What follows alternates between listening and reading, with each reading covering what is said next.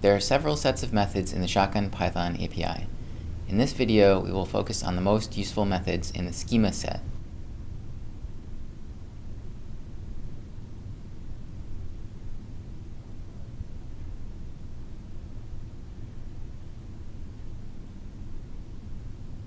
The term schema in the Shotgun ecosystem can refer to several things. Most broadly, it simply means the entire collection of entity types and their fields and field property values, defined in your Shotgun Sites database. So everything we're looking at here, that's the schema. But we could also talk about specific entity schemas, like the shot schema. In that case, we're only referring to the collection of fields and field values that define a shot. And we can get even more granular by referring to a single entity field schema.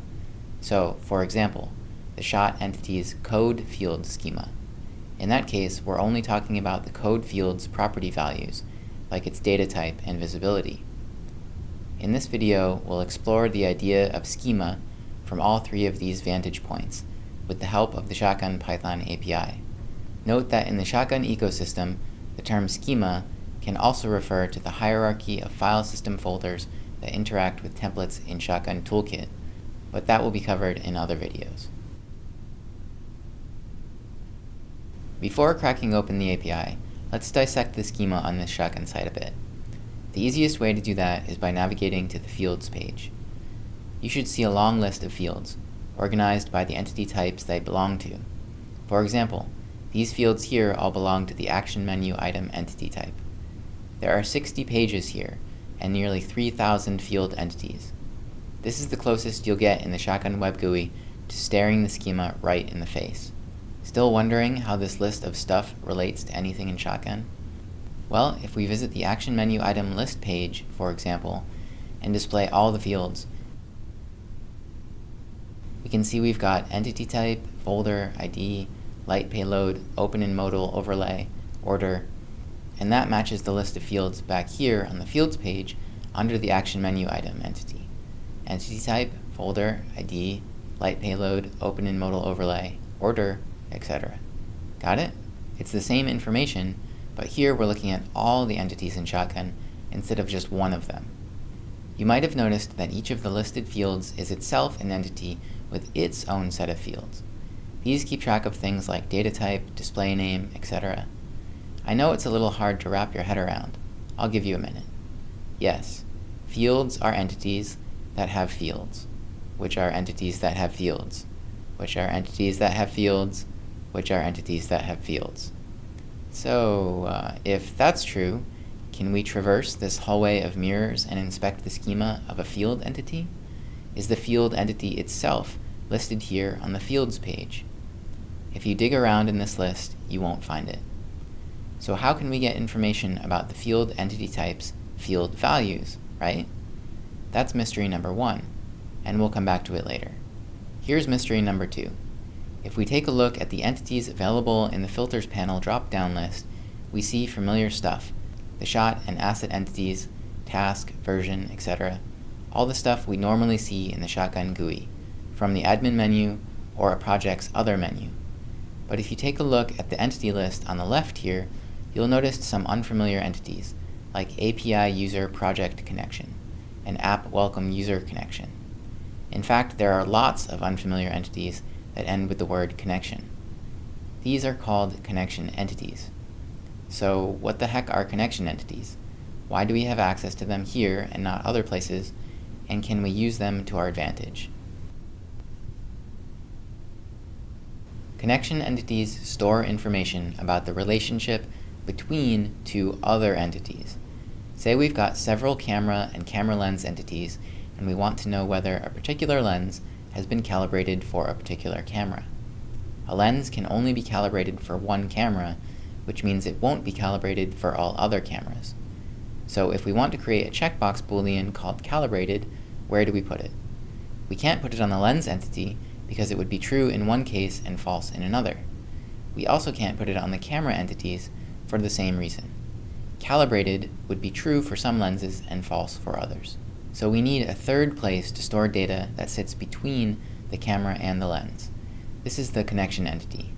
And since the relationship between two entity types is unique, we need a unique connection entity type that describes each of those unique relationships. We can't just have one general connection entity type that handles everything. Make sense? Connection entity types are added to the schema automatically whenever a multi-entity field is created, so there's nothing to set up. In this case, the camera lens connection entity type was created when I added a multi-entity field to the camera entity that pointed to the lens entity. The problem is, if users create a lot of multi-entity fields, there will be lots of these connection entity types lying around. And if their list pages were displayed by default, they would clutter the menus in Shotgun. So, by default, their list pages aren't enabled. Mystery solved. It's good that they're disabled most of the time, but in our case here, we want to extend the camera lens connection entity type to add our calibrated Boolean field. So how do we do that? You can enable list pages for individual connection entities by visiting the Site Preferences page, heading over to the Advanced tab and the Enable List Pages for Connection Entity Types option. There you can enter the names of the connection entity types you'd like to treat as first-class citizens in the web GUI. So I'll add our camera lens connection entity type, which is actually called Camera SG Compatible Lenses Connection. You can discover that with the Python API's schema entity read method or by digging around in the fields page.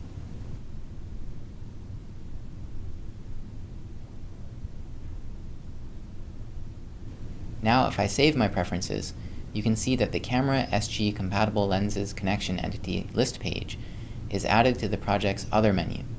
So let's head over there and add our compatible Boolean field.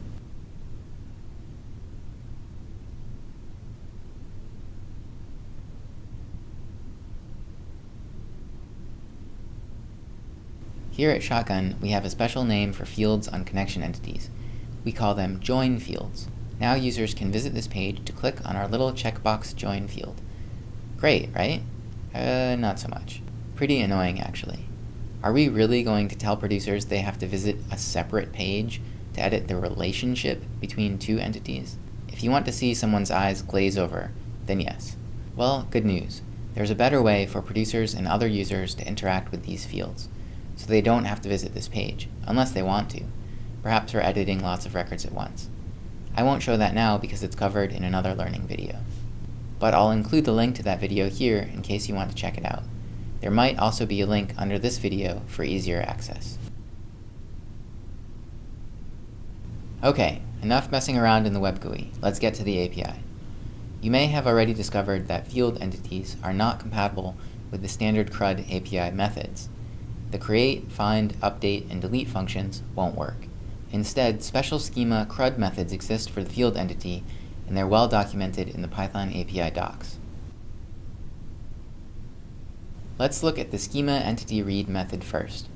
There are no required arguments for this command, but it's really a good idea to pass in the relevant project entity, if you can. Otherwise, all fields will report as visible, even if they're not visible anywhere on your entire site. Let's take a look at the keys that come back.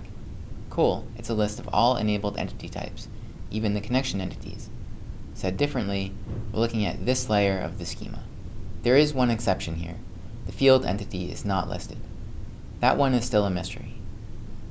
Okay, I'm going to pick one of these entity keys and dig a little deeper into the schema dictionary that was returned. How about the custom entity 01 entity? This is the custom entity I've configured to represent camera lenses. Very cool. First, you can see that the entity type is visible in our project. As a tangent, how would we change that? Let's take a quick detour to my project's tracking settings and hide camera lens.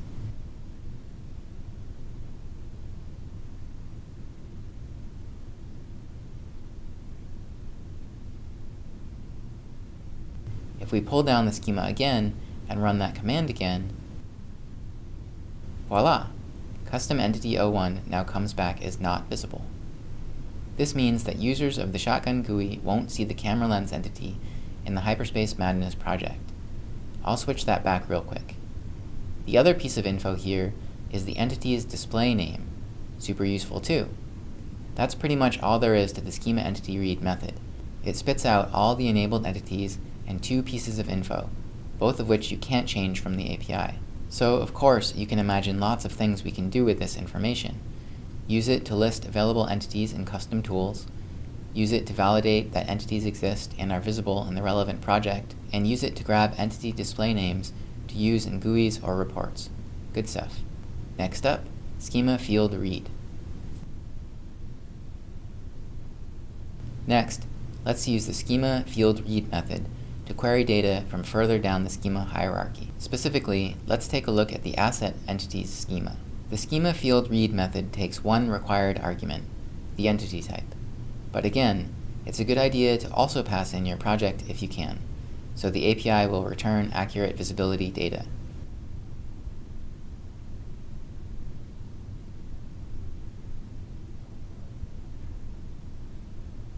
Cool.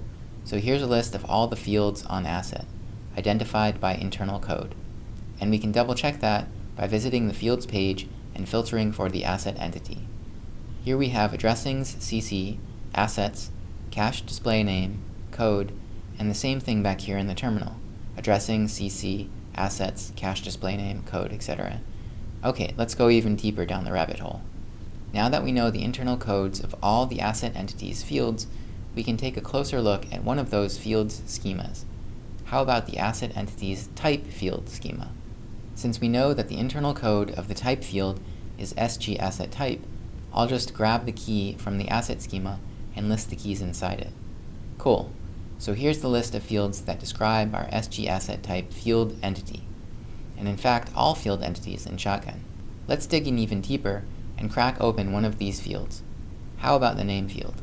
Okay, it looks like this value is editable and is currently set to capital T type. But wait a minute. If we head back to Shotgun and check the internal name of field name, we get human name, not name. What gives? Well, although there are similarities between the data in Shotgun and what comes back from the API, it is organized differently. Unlike the normal API CRUD methods, you can't count on all the info on the fields page being returned in the same way with the schema commands. Here are a couple other examples if you don't believe me. In Shotgun, there's an ID field and a field type field, neither of which are returned by the API. And from the API, we've got the editable, mandatory, properties, unique, and visible keys. So take note, they're really very different. I'll leave it up to you to explore the data here, but I'll say that the most interesting stuff for each field entity is usually in the properties key.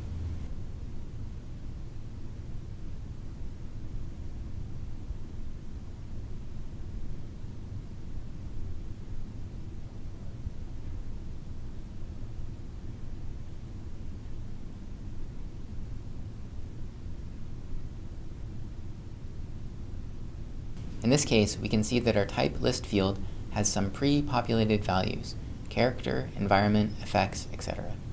Great, so we can use the data that comes back from the schema field read for all sorts of things. Maybe you need to dynamically list entity fields in a custom app, or validate that a particular field exists and is the right data type before proceeding. Maybe you need to check that user input matches one of the options in a list field value. All kinds of good stuff. But what if our script discovers that the schema is wrong, or it's missing a field or field value? Can we change the schema on the fly? It's slightly scary to do that, but the answer is yes. Say we write a script that leaves a unique breadcrumb identifier on every entity it touches.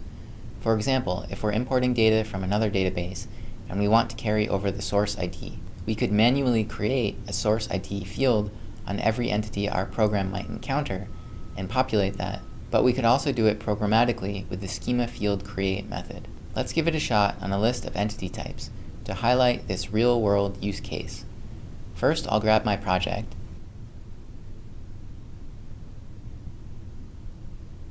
then specify the entity types I'm interested in. I'll pull down the entity schema so I can do some validation against my entity types list. Okay, let's get the loop going.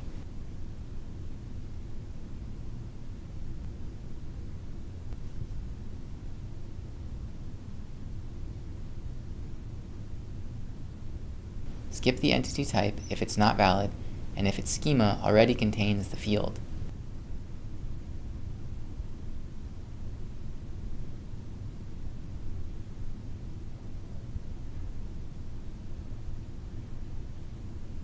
And finally, I'll add the field.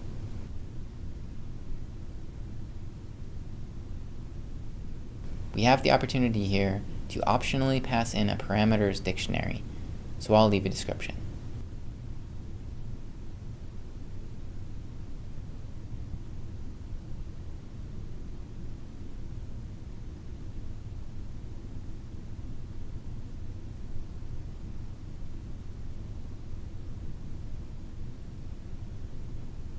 You can see why it was important to use the schema entity read method to validate the entity type. I misspelled camera. And now the schema field create validator will prevent the script from doing something wrong when we run the code again. To really drive this point home, I'll show you what happens when I run the code without the schema field read validator. Now we've got two source ID fields, but one is suffixed with _1. This is due to a quirk in the schema field read method. Because we don't specify a desired field code and instead pass in the display name, Shotgun creates the field code automatically in the background. So if schema field create is run multiple times, the number here will increment. Not ideal. So yep, schema validators are good. What would CRUD be without an update command? The schema field update method is pretty straightforward. Let's say I want to change the display name and description of our assets SG source ID field. Simply pass in the entity type, internal field code, and then a dictionary of properties, where the key is the property name. I use this little trick if I don't remember the names of the properties. Just pass in a bogus property, and then the error message will spit out the valid properties. So I'll just grab the two I'm after and run the command.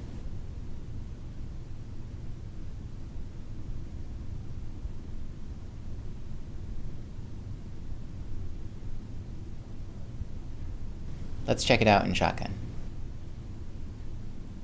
As an aside, that same trick works with schema field create. So for example, if I wanted to know what properties I need to pass into a list field, I could type this. Cool, it looks like I need to fill a valid values list with some options.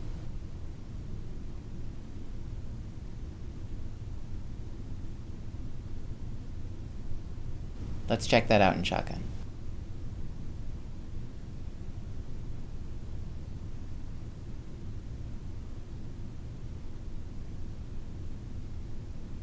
Finally, we've got the delete method. Simply pass in the entity type and field code, and that's it. Remember that fields removed this way are only sent to the trash. Unfortunately, because of this, if I try to recreate the field, I'll get an error message. To fix the issue, head over to Shotgun and use the Delete Forever button. Unfortunately, there is no way to delete things forever from the API. I've just mentioned that a field can't be deleted forever with the API. I also want to mention it's not possible to create query or file link fields, or control field visibility settings from the API, since those are part of the permissions framework and off-limits due to security concerns. In this video, we've explored the schema on the learn.shotgunstudio.com Shotgun site in the web GUI and with the API. We've learned how to manage entity type schemas on a site, their visibility, their fields, and their field values, and explore strategies for using schema commands together to validate or change the schema on the fly. I want to briefly note that there is another useful schema method called schema read that pulls down the entire schema. It's essentially a combination of the schema entity read and schema field read methods. Try not to get into the habit of using that often, since so much data is transferred, but know that it's there in case you really do need to cache the entire site schema.